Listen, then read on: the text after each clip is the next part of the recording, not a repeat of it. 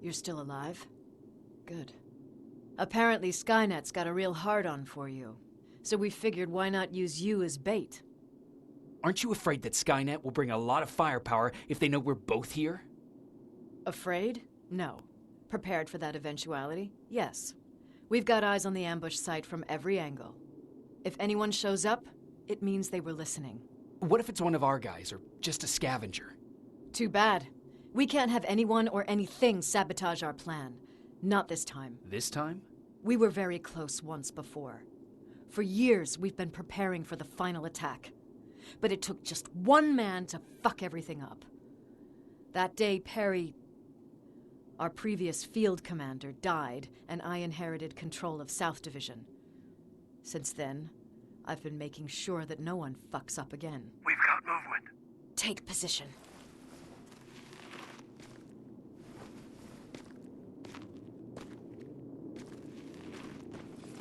What do you have? A hooded man's walking down the street. Might be a scavenger. Rivers, you saw him. Is it the same model? Is it the infiltrator? I can't tell. We're waiting for your signal. I think that might be it. You think? Good enough for me. Cease fire! Cease fire! Target down! I repeat, target down! Go check him! Eyes on the target. Proceed with caution. Is he dead? What the fuck? It's the target! It can't get away! Fire at will! He's in the open! It's in the open! It's a fucking machine!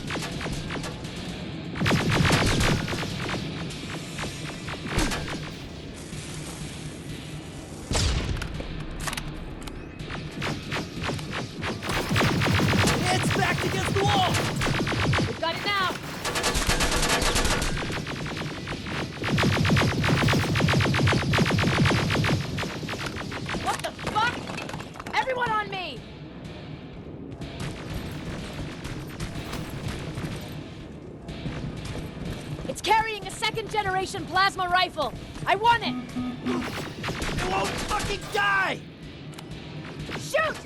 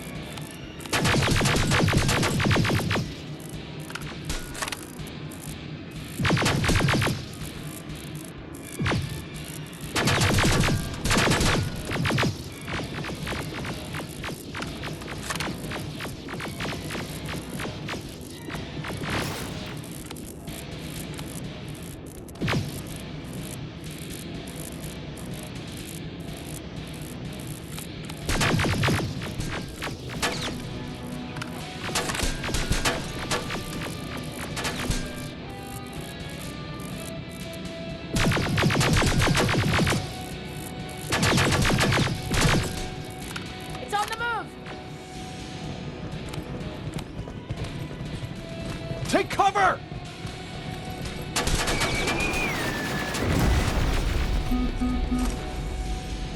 Open fire! That's one ugly son of a bitch.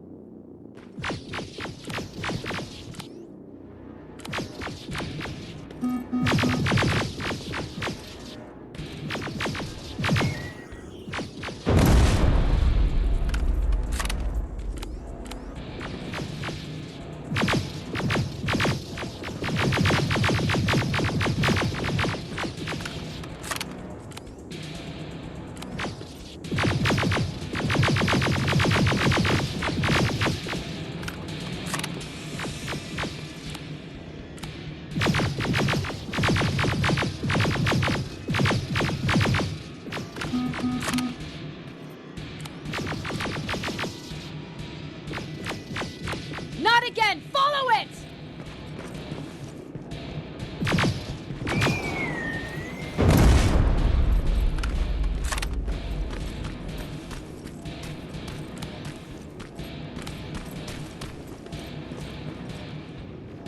It's inside!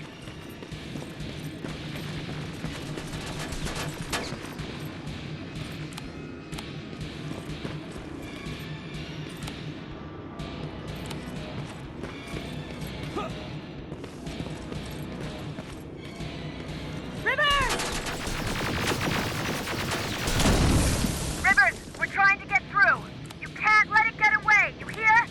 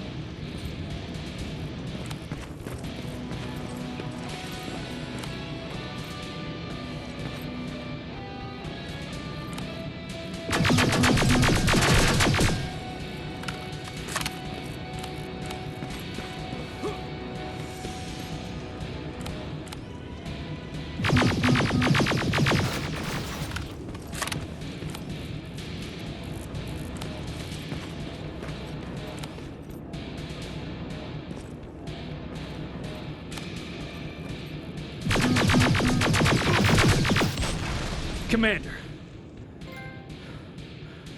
We got it. We finally got it. Good job, Rivers. Stay there. We're on our way.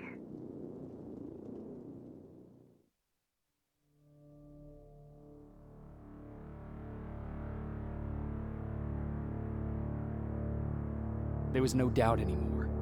Skynet had created a cybernetic organism.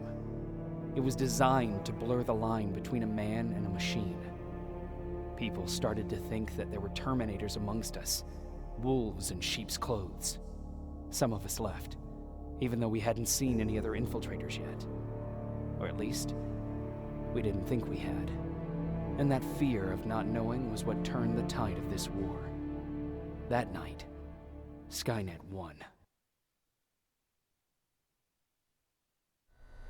I still have to run some tests, so for now I would say no. We need some more time, Connor. I know you don't want to hear this, Commander, but if there's one person who can help us, it's Dr. Mack.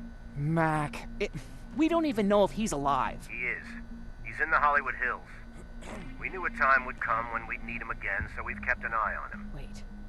You've been watching him without telling me? Let your emotions cloud your judgment before, Commander. That's why I decided that Mack's whereabouts were no longer This is your bullshit. concern. He can't just magically fix all of our problems. He's a man, not a god. A man that makes That's mistakes. enough, Commander. You know what happened last time. He's the reason Perry's I dead. said that's enough. Sergeant Rivers? Yes, sir. TechCom believes that being marked for termination is a badge of honor, a sign that we're doing something right. We wear it proudly. And knowing you're wearing such a badge, Rivers, is all I need to trust you with handling this mission. Commander Barron will fill you in on the details. Good luck, soldier. Over and out. Looks like you're going to Hollywood Hills. Dr. Edwin Mack is the one who taught us how to use Skynet's weapons, so there's a chance he can do it again. Take him that second-generation plasma rifle and see if he's able to reprogram it. If we want to use Skynet's weapons, we need to bypass their encryption lockouts. How will I find him? He's obsessed with surveillance. So when you get there, look for any cameras, biometric sensors, or any other tech stuff. He should be around. That's it.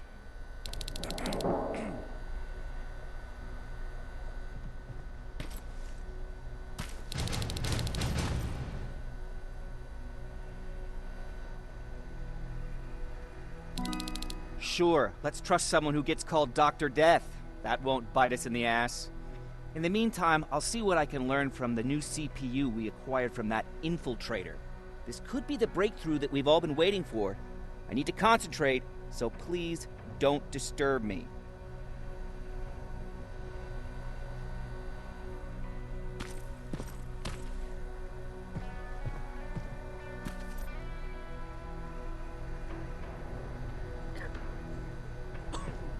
What do you need? Anything I should know about Dr. Mack before I leave? Only that he can't be trusted and he's highly manipulative. So you need to stay cautious. Was Mack the one whose drone you smashed? Yes. Yes, it was. I've never told this to anyone, but before I met Mack and Perry, I was wandering alone. Didn't have a map, so I drew one myself. The first people I came across were two guys, old enough to remember Judgment Day. We camped out together. They gave me advice, we shared some stories. Sounds nice, right?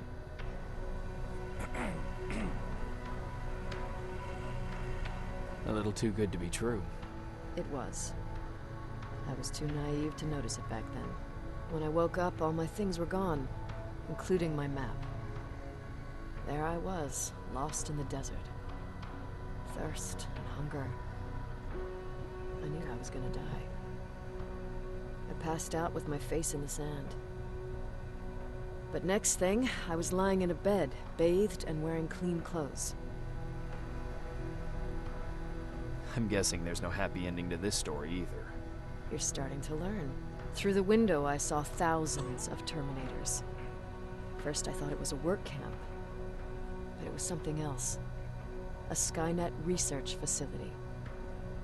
They kept me alive, but I didn't know why. I thought I was the only human there. But after a while, someone came into my cell. A man. Well-dressed, clean-shaven. You want to take a guess who that was?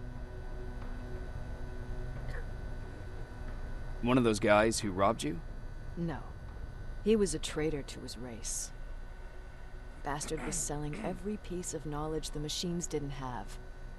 In return, they gave him everything he wanted. When he was done stuffing his face with food, he had another request. He wanted a whore. It lasted months, until I got to wrap a towel around his neck and make his eyes pop.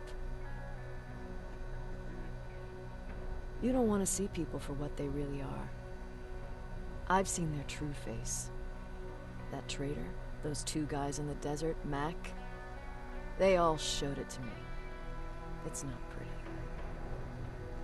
The truth is, the only reason I fight for the Resistance is because I despise people just a little less than the machines.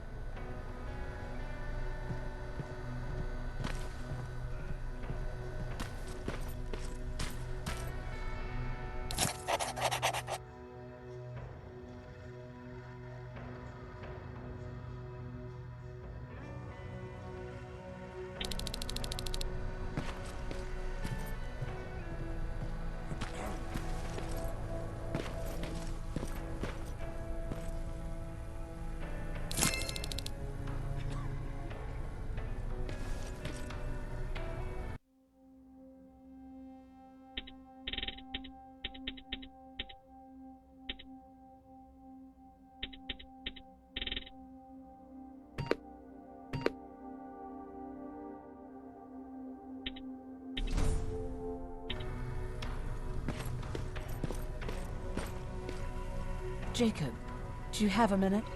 Of course. I've heard that you're going to Hollywood Hills. Well, with Baron yelling like that, the whole shelter heard. He wanted me to tell you if I needed anything, so here it is. When you get to Hollywood Hills, could you stop by my old house? It's near the Griffith Park tennis courts. I wonder if Peter went there and left something for me. I know he'd be stupid to go there, since now it's behind the Annihilation line, but then again, he was always full of stupid ideas. I'll see what I can do. Thank you. Look at him. He never talks to anyone. He just sits there. I bet he's one of those machines.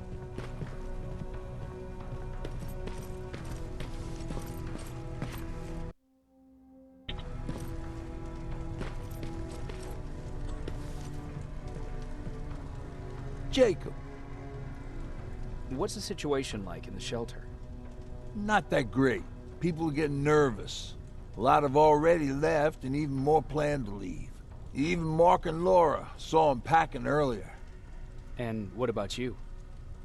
Just the thought of running again's making me sick. Must be getting old.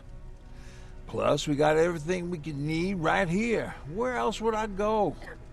Besides, I have faith that Baron would never let anything happen to this place. She's way too uptight about security. What happened after you started your camp? Honestly, not that much. At least not in the beginning. When we gave up on the idea of getting in touch with anyone, we just tried to adapt. Temperatures fell, we had to scavenge for food. All of a sudden, that became our life. When did you first hear about Skynet? Oh, that came years later. We did hear some rumors about robot warriors, but you must understand how crazy it sounded back then. And that wasn't even the most insane story out there. My favorite one was about the radioactive squirrel zombies. Well, I know how stupid it sounds, but we managed to have fun in our little commune. I still had my guitar with me. We talked a lot about how we're gonna be famous, because we're the only living band in the world. You played in a band. I did. One of the few things I was better at than Tucker. He didn't have much talent, but he loved the idea of sex, drugs, and rock and roll, especially the first two. We were just stupid kids, not realizing what was going on. We paid the price for it the first time we saw a tin can. I was tuning my guitar when I heard a strange noise. I found out later that it was a T-400. Must have heard me play. It didn't even have the decency to look scary. Maybe if it did, we wouldn't have just stood there when it started firing. What did you do? I froze.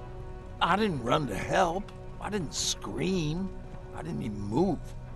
I just stood there, like a coward. The tin can got Tucker with a single bullet. Bam, just like that. 7 other people died before we finally destroyed that thing. Ironically enough, I was the one who delivered the final blow. Safe to say, it was the beginning of a new era. Earlier, you said that a new era started. What changed? Well, for one thing, with Tucker dead, I became the new leader of the group. Something I never expected or wanted, for that matter. Did everyone agree that you should be the new leader? Not everyone. We had a huge fight about food, or where we should go next, and so on.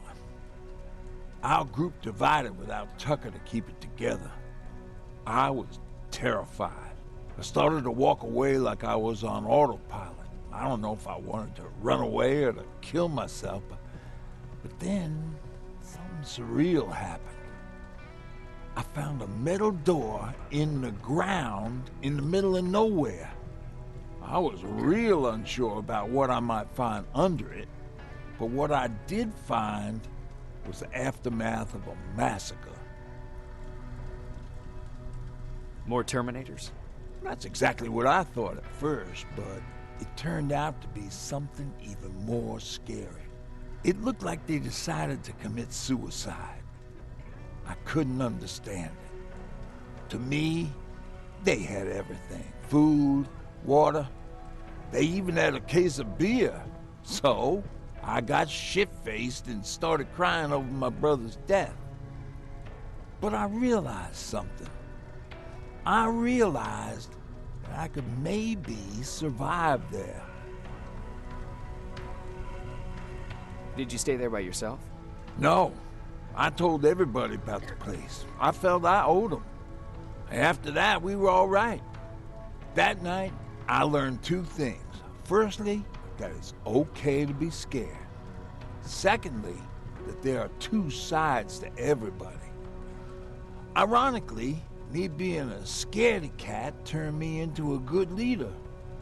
And that's how I found that place, and that's what motivated me to help others. But Tucker? He was a leader from the start, but he had an ugly side too. He killed those who opposed him. He was a real scumbag, but he was my brother. He made me want to be a good person for the both of us. A hangover wasn't a high price to pay for that lesson.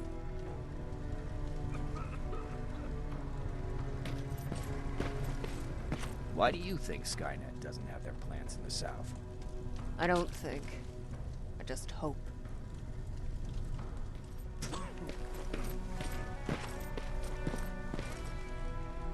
Do you need anything? Can I see your hardware?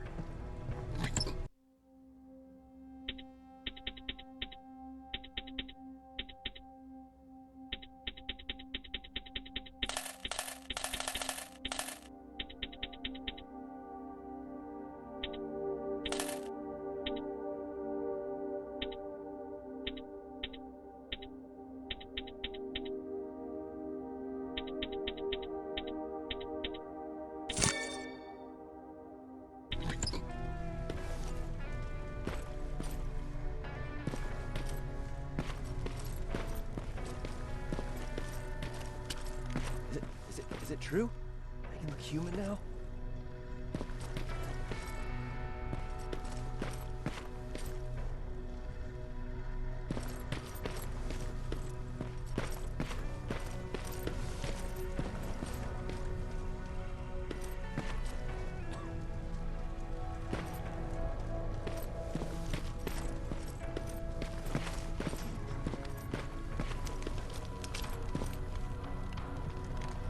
Jacob, I didn't see you there. Where are you going? I'm going out scavenging. Don't worry. I'm past thinking about running away. Knowing how much you'd miss me made me not want to leave. Where's Patrick? He's getting ready. I'm taking him with me. I figure it's time for him to see what's out there. Is everything okay? You seem far away. Nothing can get past you, can it? I've been thinking about the day we met. I never told you how we really ended up there. You don't have to if you don't want to. No, I think I need this. It's been eating at me all this time. That day, loud hammering woke me up. When I came downstairs, I saw my father nailing the window shut. Through the crack, I saw them coming. Hundreds of metal heads and their red eyes. Even though they're just empty shells, I could feel the hate radiating from them. What did you do? I made Patrick stay upstairs and went back to talk to my father. We argued for a minute or two, and I tried to pull him away from the window. He pushed me away. I tried it again, but he shoved me. This time I fell. I didn't recognize him as he was reaching for a shotgun. He said, I shouldn't worry about the machines. They wouldn't hurt us. I don't even remember how. But the gun was already in my hands. I closed my eyes and went someplace else. Didn't even hear the shot. I didn't hear Patrick's steps either. He saw you? He did. He was staring at me like I was a stranger. He didn't scream or cry, he just stared.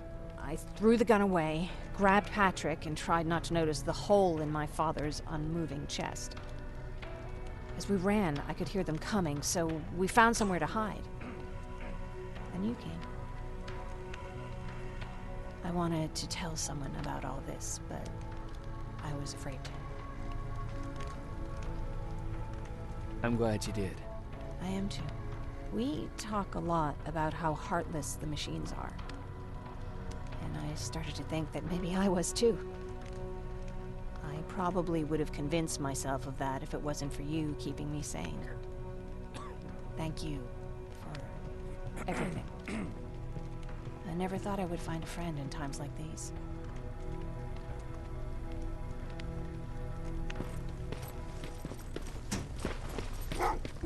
Oh, what's with the dogs? They've been like that ever since they brought that thing in.